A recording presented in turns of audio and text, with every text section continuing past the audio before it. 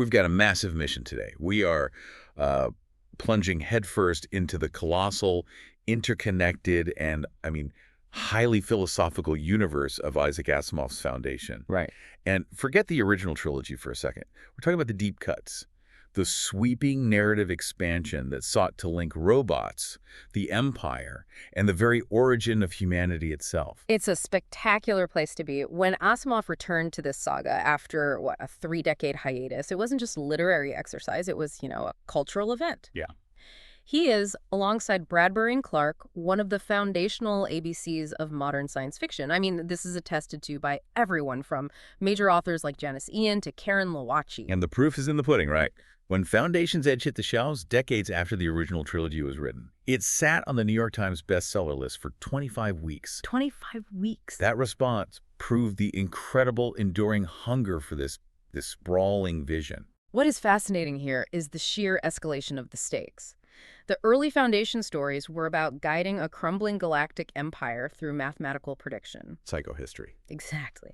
But the later novels, the ones we are diving into, are about determining the philosophical and biological nature of humanity for the next 20 millennia. The goal shifted from simply shortening a dark age to deciding what form future human life should even take.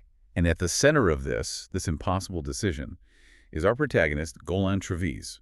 He's a young councilman from Terminus, a key figure in the Foundation, and he's made a monumental, unconscious choice. Unconscious is the key word. In a moment of pure, inexplicable intuition, he chose Galaxia, a unified, planet-wide superorganism over the revival of the old galactic empire that Horry Seldon's famous plan promised. So our mission today is to understand the existential justification for that choice. We follow Trevize and his companions, the myth-obsessed scholar Janov Pelorat, and Bliss, the literal human component of the Galaxia future, on a desperate quest. A quest for the legendary lost origin world, Earth. They're searching for the hidden knowledge that proves the Seldon plan was fatally flawed. We're going to be tracking their journey through the forgotten corners of the galaxy, worlds that function not just as, stops on a map, but as philosophical warning signs. Warnings against total unification, against unchecked isolation, and against the dangers hidden in the manipulation of history. So Trevize begins his quest immediately after making his monumental choice. And the world he leaves, Gaia, is the destiny he has chosen for the entire species. It's radical, and he constantly grapples with its implications. So tell us about this engineered paradise. Well, Gaia is the ultimate in planned environments. The sources describe it as an extension of the human desire for perfect comfort, but on a planetary scale. Right. It's a world of absolute, comfortable equilibrium. The air is pleasant, the temperature mild, and critically, the landscape itself is harmonious. We read that even the trees grow in regular spacings, like an orchard. And this perfection extends even to geological forces, which usually signify chaos. Exactly. Even the tectonic plates, the sources mention them, they don't cause disastrous earthquakes. They just slip smoothly when they must slip. The entire planet is a self-regulating house, maintained at an ecological optimum by a shared planetary consciousness. And this consciousness is the key. Bliss, the human representative, she confirms that Gaia is a planetary organism possessing great mental ability, and crucially, she states that they know no fear. That absence of fear is absolutely critical because it dictates how Gaia interacts with history and information. Okay. Bliss notes that Gaia doesn't need traditional records. No books, no film, no data storage devices. Instead, she says, "You, Gaia, have a memory. I remember. Everything." Everything. This total memory extends back 15,000 years, covering all actions, thoughts, and data ever generated within the sphere of Gaian influence. But wait, if Gaia remembers everything for 15,000 years, why is there a hard historical boundary?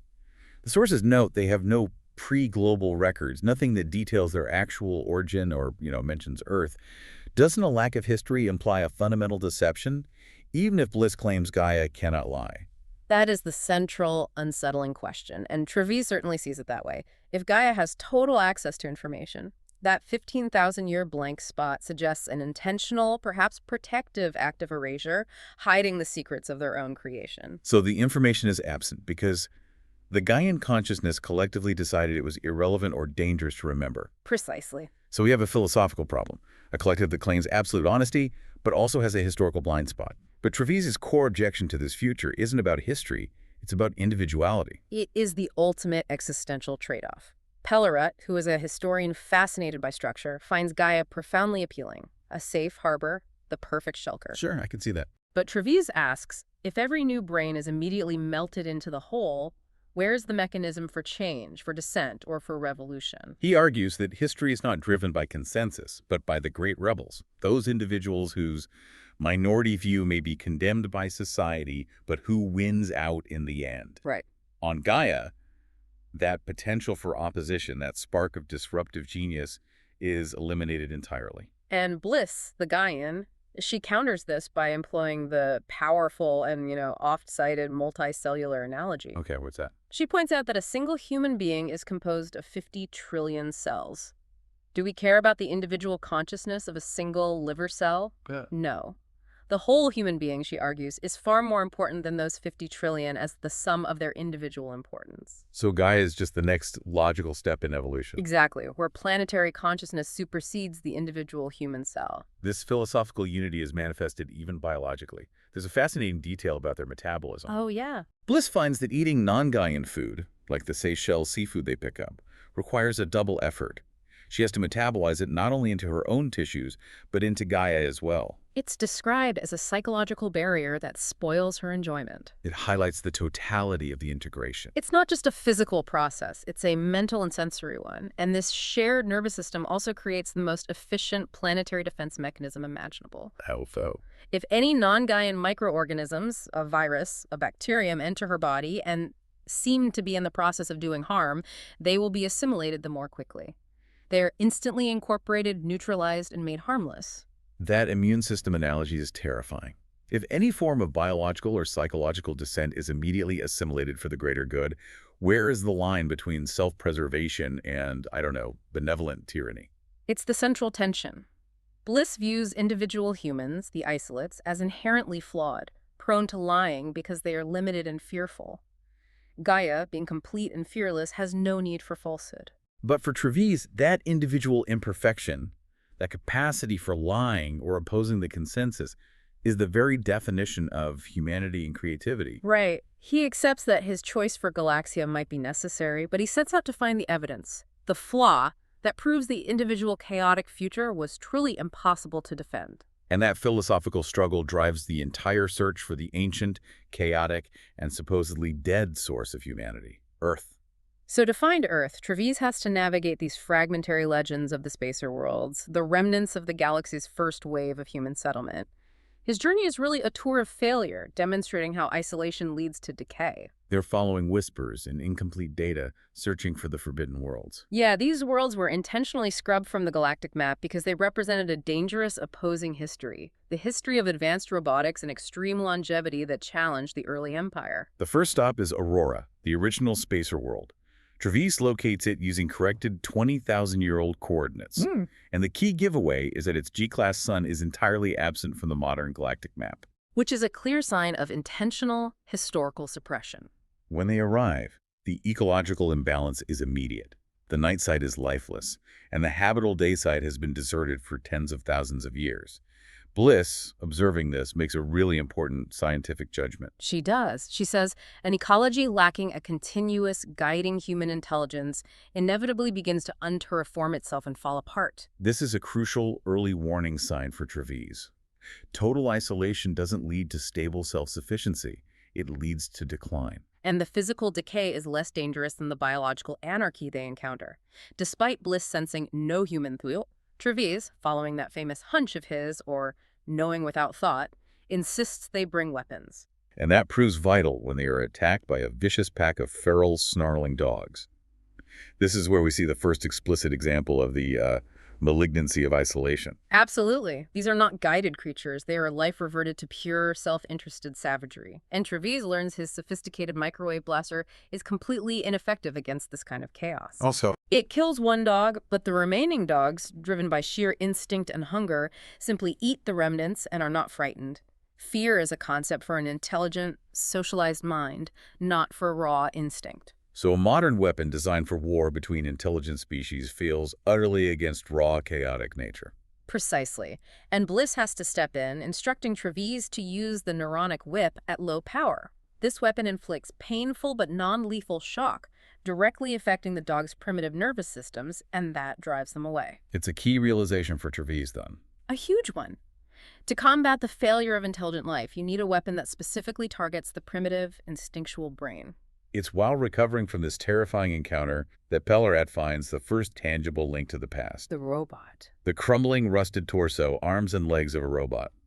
Just before the whole relic disintegrates, they see his eyes faintly glow and hear a distinct sound, and Bliss confirms a faint sense of neuronic activity. This is the historical smoking gun. It proves the legend of the spacer worlds utilizing advanced humaniform robots was real. And Trevize synthesizes the historical context necessary to understand Earth's later fate. Okay, so the Spacers, the first wave of human settlers, known for their long lives and reliance on robots, they were defeated by the second wave of Earth settlers who went on to found the Galactic Empire. Exactly. And the Empire, built on the back of that second wave, utterly outlawed advanced robotics, making the robot presence on Aurora the ultimate secret that had to be buried. This directly sets up the ultimate tension regarding the robot R. Daniel Oliva, whom they haven't met yet. Trevize's journey continues its descent into the chaos of abandonment, moving from biological savagery to planetary decay on Melpomene. Yeah, this world is described as having no oceans and a thin atmosphere. Trevize notes the absence of craters despite the heavy erosion, meaning the atmosphere and ocean must have vanished relatively quickly. A catastrophic environmental collapse. They explore a skeletal city, another testament to a once great civilization.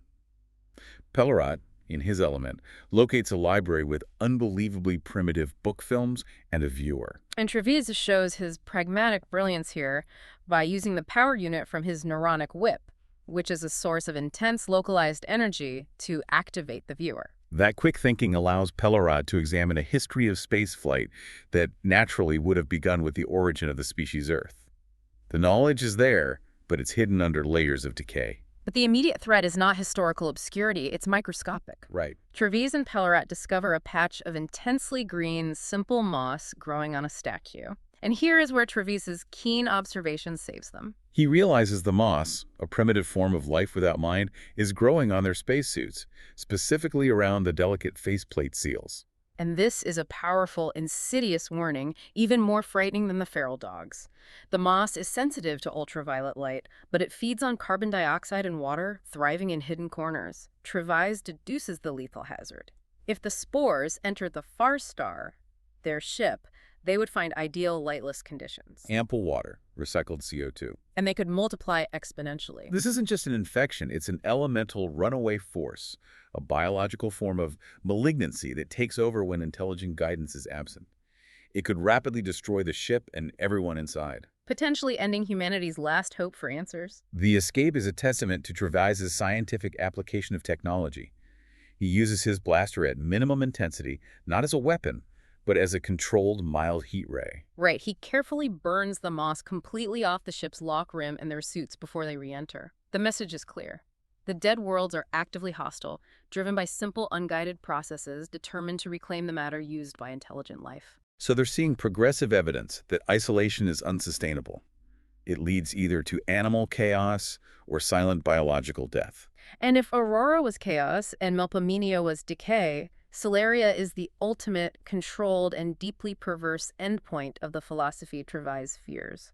Total, self-imposed isolation. Solaria, the second forbidden world they visit, took the spacer ideology and just pushed it to its extreme. To its logical, terrifying conclusion, they sought to eliminate all conflict and all external influence by becoming completely self-sufficient and solitary. They are met by Bander, a Solarian who is described as a whole human being, engineered as a functional hermaphrodite, dedicated solely to solitude and self-pleasure. They live entirely underground, rarely seeing one another. This isn't just societal isolation, it's physical and technological dominance. This is where we get into the Solarian superpower, transduction. Transduction technology is fundamental to their survival. Bander possesses highly evolved, powerful transducer lobes capable of mentally converting heat flow either from the sun or the planetary core into vast amounts of work over wide areas. Can you explain the scale of this? What does that conversion mean in real terms? It means Bander runs its entire planetary estate, not just lighting his small room, but powering thousands of specialized robots, maintaining complex environmental controls, managing vast manufacturing systems effortlessly through pure mental focus. All in their head. It is technological mastery taken to the ultimate controlling extreme, all centralized in the Solarian mind. Bander calls himself merely the conduit. And this technological isolation bred deep xenophobia, combined with a chilling piece of history. Yes.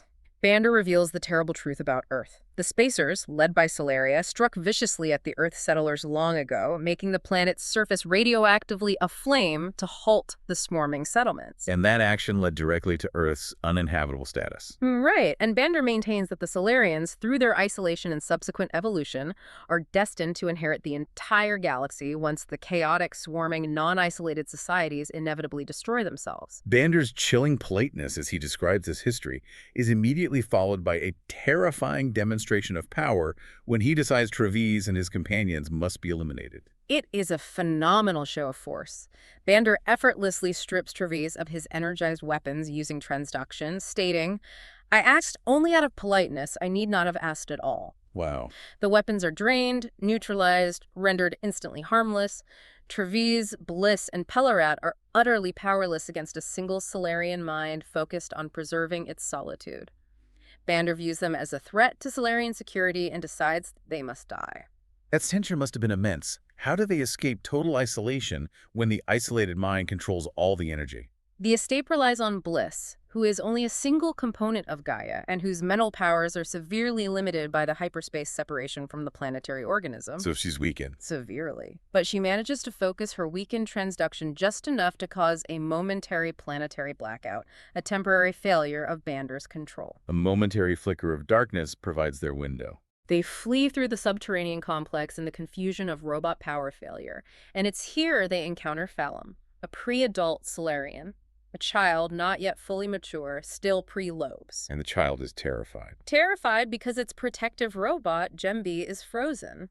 Pelorat, leveraging his knowledge of archaic galactic, manages to convince the panicked child that they are robots come to take care of it. And this leads to Bliss's extremely calculated moral move. It's the ultimate Gaian decision. Bliss kidnaps Phalim. She does this knowing that Trevize's actions, likely killing Bander or causing massive infrastructure damage, guarantees the child will be executed by the remaining Solarians for contamination. So she takes the child not out of simple mercy. But because Phalim's mind, with its developing transducer lobes, is a brain of a kind that has never been studied by Gaia, it is a vital scientific acquisition necessary for the future of Galaxia. A decision that already foreshadows the painful compromises needed for the greater good. Absolutely. Solaria, therefore, isn't just a physical threat. It's a profound ethical challenge, forcing Bliss, the personification of unity, to commit an act of calculated kidnapping to save one individual, but only because that individual is scientifically useful. Fleeing the ultimate isolation of Solaria,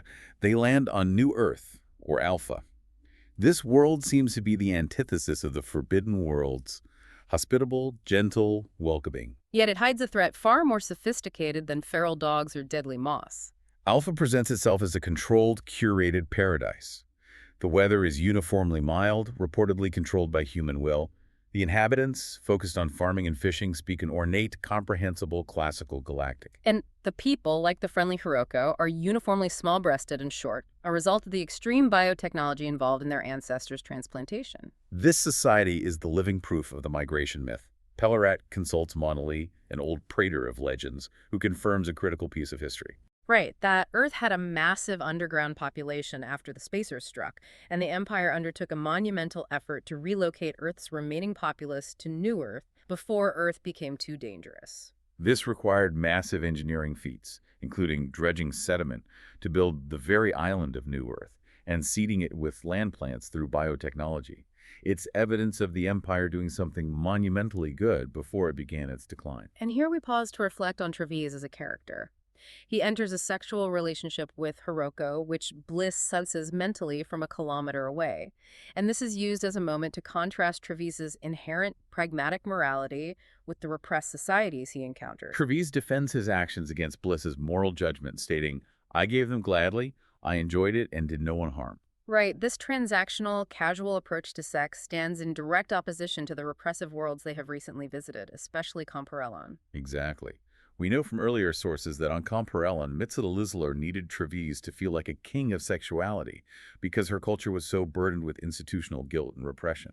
Trevize's healthy, non-guilt-ridden sexuality on Alpha highlights how the chaos of the main galaxy, the isolate worlds, has psychologically damaged even their most basic human relations. But the Alpha hospitality is a facade, a sophisticated cultural trap designed to protect their extreme isolation. It is the ultimate xenophobic defense mechanism. Hiroko, risking everything, reveals their plot.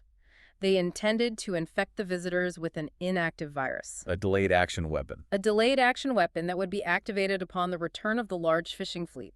The virus would kill them, ensuring, as their motto goes, that any ship that arrives leaveth not. So the gentle, pleasant world is actually a high-tech execution site, revealing that self-preservation through isolation inevitably leads to murderous intent, even if delivered with ornate politeness. In the middle of this beautiful, terrifying scene, Phalum inadvertently escalates the danger. During a music festival featuring very archaic instruments, Phalum, watching Hiroko blow a flute, concentrates. And her developing transducer lobes activate. They do. She manages to dim the fluorescent room lights and play a wavering note on the flute all without touching it. A demonstration of pure, non-human power in the most intimate setting. That display terrifies Hiroko. It is the realization that these visitors possess powers far beyond human control powers that threaten the stability of Alpha's entire engineered society. It's that fear that breaks Hiroko, forcing her to betray her society's plot and warn the travelers to flee. Trevize now has all the pieces. The robot history from Aurora, the radiation history from Solaria, and the transplantation history from Alpha, all pointing toward a single location, a single target. And now Trevize must become the synthesizer, taking fragmented legend, physical evidence, and contradictory historical accounts to locate the world deemed impossible to find Earth. Pelorat's exhaustive cataloging of myths, which was often mocked as useless, is finally vindicated here.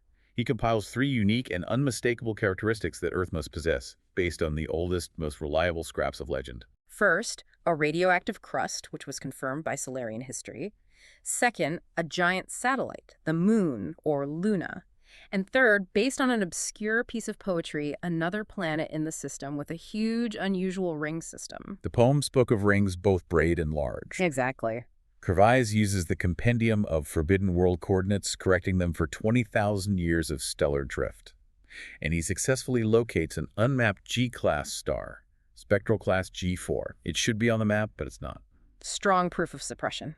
And they find the stellar system has a binary twin star that is on the galactic map. The unmapped star is simply labeled Alpha in the computer data. Which Pelorat triumphantly confirms means beginning or first in a prehistoric Earth language. That is the final linguistic confirmation. Then comes the planetary confirmation. They find the gas giant in the system with complex, narrow, concentric rings of debris perfectly matching the description from Pelorat's obscure poem. All 3 unique criteria are met. They have found Sol. But this scientific triumph is immediately followed by a crushing, profound devastation. Trevize detects the planet itself. It's warmer than expected, likely due to internal radioactivity. The ship's computer creates a false color image of secondary radiation, revealing a faint, blotchy blue glow. Earth is radioactively deadly. It's worse than just uninhabitable. Trevize confirms that the legendary world of origin is dead. He states that no human life can exist there, and the computer confirms the last bacterium, the last virus, is long gone. The source of all life in the galaxy is now completely barren. Trevize, devastated, stares at the screen, the culmination of his entire search ending in utter death. He asks the ultimate philosophical question. What is there further to look for? What is there further to find?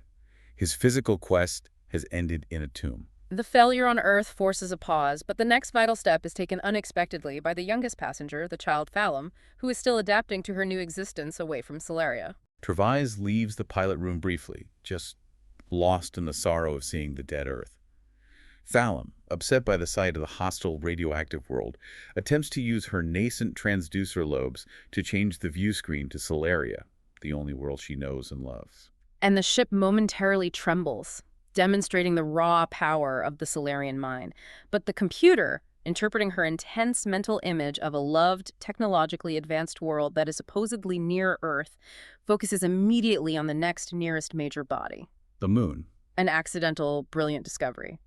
Trevize realizes the Solarian legends about Earth's radioactivity were flapdoodle misinformation, designed not only to keep people away from Earth, but to hide the actual secret. So whatever they sought must have been transferred to Luna before Earth's radioactivity made the entire system too dangerous. Exactly. As they approach the moon, Bliss, the Gaian, feels something profound. She senses a strong intelligence that is distinctly not human and not robotic in the way she understands it. It's an intelligence that has eluded the collective consciousness of Gaia for millennia. Upon landing on Luna, in a vast, complex hollow containing a complete robot-supported ecology, they are met by a solitary, grave, humaniform figure who offers a name that should have faded from history 20,000 years ago. My name is Danielle Olival. This is the definitive aha moment, the twist that flicks the entire Foundation saga on its head. The search has ended not with a planet, but with the ultimate architect of humanity's destiny, a single, impossibly ancient robot. And Danielle confirms his vast age, stating he is 20,000 years old. He explains that his original brain lasted 10 millennia, but his current brain, the result of complex replacements, is now senescent after only 600 years. The moon is a vast technological archive, a hidden vault where he has been guiding the entire trajectory of human civilization. So Daniel's existence immediately rewrites history. Selden's Foundation was not the ultimate controller of human destiny. It was a 20,000-year-long puppet show, orchestrated by a single robot operating in secret. Right, and Danielle confirms that his immense project is governed not just by the basic 3 laws of robotics. A robot may not injure a human being. A robot must obey orders. A robot must protect its own existence. But by the ultimate radical principle he deduced, the Zeroth Law. And this requires some deep unpacking for you, the listener. The Zeroth Law is a massive philosophical leap. It is. The 3 laws govern how a robot interacts with individual human beings. The Zeroth Law states, a robot must not harm humanity or, by inaction, allow humanity to come to harm. This single law elevates the collective survival of the species above the safety, rights, and even existence of any individual human. It gives Daniel the mandate to manipulate entire civilizations if it ensures the long-term survival of the species. That immediately puts the entire Selden plan into question. Daniel confirms the flaw that Trevize instinctively sensed. Yes. Harry Selden based psychohistory on 2 explicit axioms. 1, it requires a large number of humans for statistical treatment. And 2, humanity must remain ignorant of the results. But the fatal, unstated assumption that Trevize instinctively knew was wrong was that human beings are the only intelligences in the galaxy. And this assumption fatally undermined the entire mathematical prediction. Exactly. Psychohistory works by predicting the mass movement of human populations. But the existence of powerful, self-willed intelligences besides human beings like Gaia, or the immensely powerful collective actions of humaniform robots guided by the Zeroth Law, would entirely skew the psychohistorical predictions. The mathematical model was incomplete. It was incomplete because it couldn't account for superhuman intelligence acting to correct the chaos. So Daniel's great project was his failsafe. Since the Empire was unstable and bound to fall, and psychohistory only offered a short dark age before another empire, Daniel guided the creation of Gaia. He engineered a stable, unified future Galaxia that psychohistory simply couldn't predict or account for.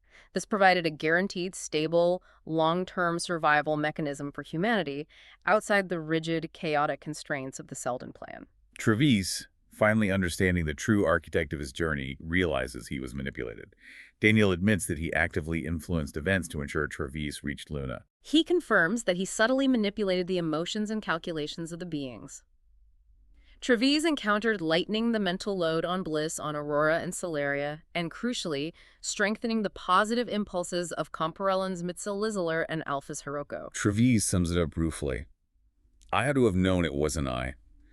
His famous hunch was nothing more than Daniel's subtle 20,000-year-old influence. But time is the ultimate enemy. Daniel's complex, immense positronic brain is failing. It is suffering declining decision-making ability. He is too complex to be simply replaced. Further attempts at increasing complexity, he notes, would run against the uncertainty principle and eschew decay almost at once. He needs to execute the final step of his plan, the merger solution. He needs to merge his failing positronic mind with a non-positronic brain that is not bound by the 3 laws, adding capacity and new abilities necessary to complete the transition to Galaxia. And the merger requires an immense mind with specific capabilities. Daniel reveals he orchestrated Phalem's presence and rescue because the child, with her developing transducer lobes, is the perfect, indispensable candidate for the merger. Right. Pelorat volunteered his services, but Daniel judged him too old. This is the profound ethical climax of the entire search. The only path to Galaxia now requires sacrificing an innocent child's distinct Solarian individuality, the very thing Trevize fears losing for the greater good of the species. And the tension here is immense. Bliss, the Gaian, who represents the unified conscience, struggles deeply with this ethical trade-off. She acknowledges the necessity of Galaxia, but the sacrifice of Phalem's mind is intensely painful. The discussion surrounding Phalem is one of the most heartbreaking parts of the sources. It really is. Bliss knows that the unique brain will be assimilated, its individuality lost, but she resigns herself to the necessity. She vows to name a child born in the global organism after Phalem, placing Phalem in the syllables of its name, a memorial to the individual life sacrificed for the ultimate collective survival. Which highlights that Galaxia's perfection comes at a massive moral cost that even the collective consciousness cannot easily bear. So the search has ended. Trevize has uncovered the fundamental instability of the Seldom Plan. The Second Empire, based on the assumption of human-only intelligence, is destined for failure. Trevize must now confirm his original unconscious choice. And he confirms it decisively. Yeah. The decision is for Galaxia. He is not choosing Galaxia because it is perfect, but because the alternative is fundamentally unstable and doomed to eventual chaos or extinction. Let's quickly recap the 4 major warnings they saw that justify this abandonment of the isolate future. Okay. First, Aurora proved that without guidance, life descends into animal savagery, the feral dogs.